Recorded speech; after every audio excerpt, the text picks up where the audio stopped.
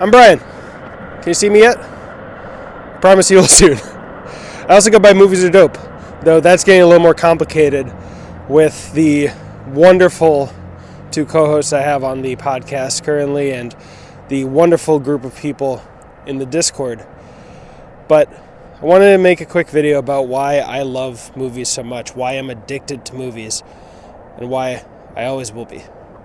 So in grade school, I was pretty relentlessly bullied every day, start to finish.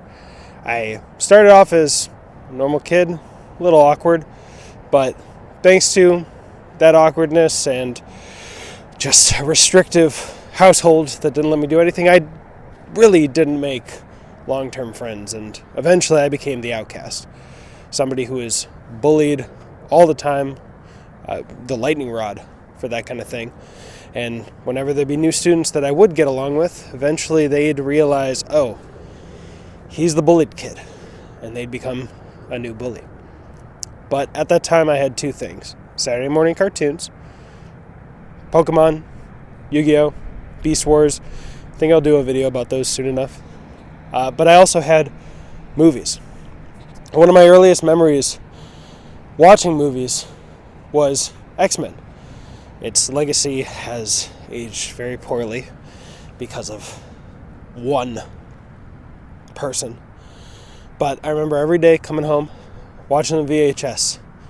I watched it, must have been 100 times. It got to the point where I wasn't even watching, I was just listening. And even that early, I noticed how wonky these physics were.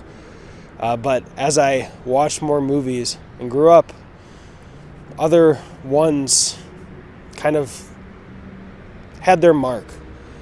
Charlie Bartlett taught me it was okay if it took time for me to find my place. It was okay if I was awkward, if I didn't know who I was and was afraid of being an outcast. Wanted taught me to stick up for myself. Maybe not like that, but it still did.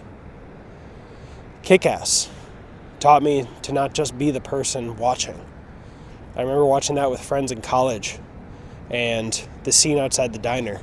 I still remember it. I still need to get the tattoo of it. But the three assholes laying into one guy while everyone else watches, and you want to know what's wrong with me? Yeah, I'd rather die.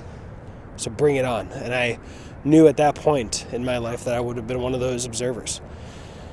And it racked me with such guilt that friends around me, I cried deeply. And then later, one of those friends in the group who hadn't even seen the movie with me randomly just went, you remind me of Kick-Ass. I was like, what? He said, not the superhero, the guy, Dave Liszewski. And that meant the world to me. Kingsman taught me to be a gentleman. Something my family didn't successfully do. Fast and Furious taught me about family. Another thing they hadn't taught me. Blind Spotting shattered me beautifully, gorgeously, wonderfully, in more ways than I could count. Became my favorite movie immediately. Recently, movies like Past Lives taught me about getting over heartbreak. Radical taught me the flawed ways we are taught, we learn.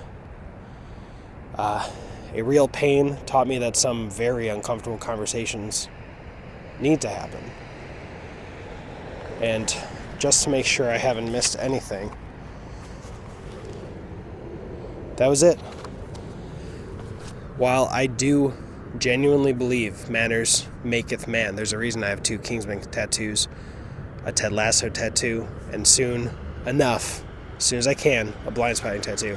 I also believe movies maketh manners, because I am a fan of having characters who are awful, who are sexist, who are racist, who are just the worst and need to evolve and be better. They're not good people all the time from the beginning.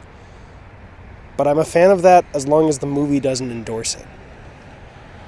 And that is why I will always love movies, always be addicted to movies. I always have a problem when people twist the movies to serve up bullshit. But that's me. I'm Brian. These movies are dope. And welcome to April, the dopest month of them all. And I hope you enjoy a lot of this dope stuff that's coming. Yeah, I'll put that in the description.